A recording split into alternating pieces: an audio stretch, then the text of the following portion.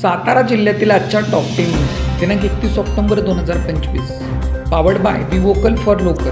आपली खरेदी आपल्या शहरात, आपल्या साताऱ्यात।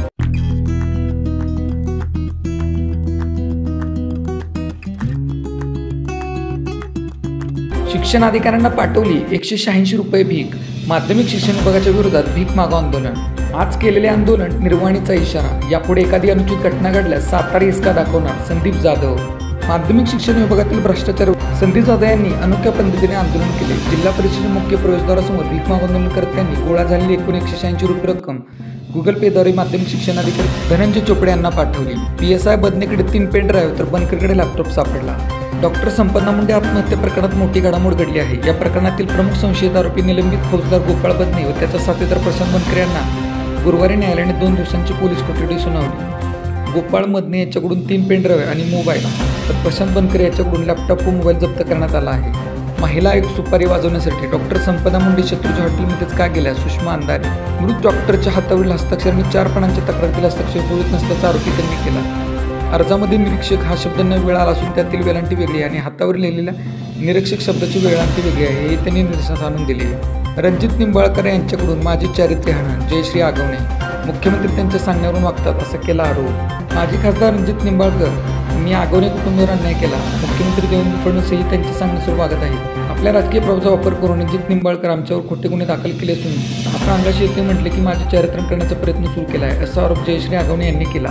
डॉक्टर संपदा मुंडे यांच्यावर पोस्टमॉर्टम पडण्यासाठी सातत्याने दबाव याचा पुरावा समोर। रत्नशिव संभाजी निंबाळकर या युवकाचा 12 मार्च 2025 मृत्यू झाला।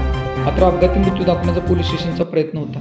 डॉक्टर संपदा मुंडे यांनी असे करण्यास स्पष्ट नकार दिला होता। सासपडे गावातील आणखी एका मुलीच्या खुनाचा राहुल यादववर गुन्हा।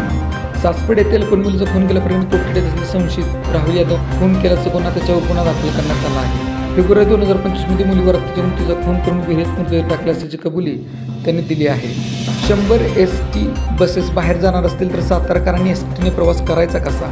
पंढरपूर येथील कार्तिक एकादशी सोहळ्यासाठी ST महामंडळाच्या सातारा विभागातून 29 ऑक्टोबर ते 7 नोव्हेंबर या दरम्यान 100 ST बसेस सोडण्यात येणार आहेत। त्यामुळे सातारा जिल्ह्यातील नागरिकांच्या दररोजचा प्रवास करण्याच्या बसेस कमी पडणार तर नाही ना याचा विचार विभाग यंत्रणेने केला आहे का? वाघेरी तालुका कराड येथे गावातच लग्न ठरलेल्या युवकाला मुलीच्या भावकीतील उंगून मारहाण।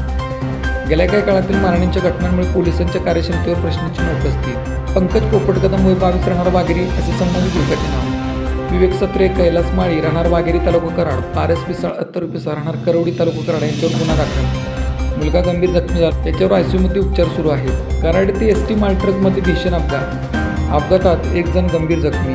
कराड येथील शंभूतीर्थ चौक परिसरात STने मालट्रकमध्ये धडकून 1 जण गंभीर जखमी झाला। शहरातील शंभूतीर्थ चौक परिसरात अपघात झाला असून पहाटे तेवढे अपघात झाला आणि मोठा नरटळ। गोळेवाडी फट्टा तालुका कोरेगाव येथे नागरिकांना प्रदूषित पाण्याचा त्रास। गोळेवाडी फट्टा येथे वस्ती असून त्यांना गोळेवाडी ग्रामपंचायतीने कोणतीही पाण्याची व्यवस्था केली नाही। परिसरातील नागरिकांना बोरवेल विहिरीचे पाणी प्यावे लागते। वस्तीला बाजूला काही शेतांमध्ये कारखान्यातील मेळ टाकली जात असल्यामुळे परिसरातील बोरवेल विहिरीचे पाणी प्रदूषित होत आहे। संबंधित वस्तींनी योग्य खबर द्यावी। भविष्यात कोणतीही अनुचित घटना घडल्यास सर्वोच्च त्यांची राहील असा इशारा नागरिकांनी दिला आहे। Made in Satara bags. Satara शहरातील महिलांनी बनवलेल्या उत्तम प्रकारच्या बॅग। संपर्क 9594 415 115। Lalit tailors, look good feel good.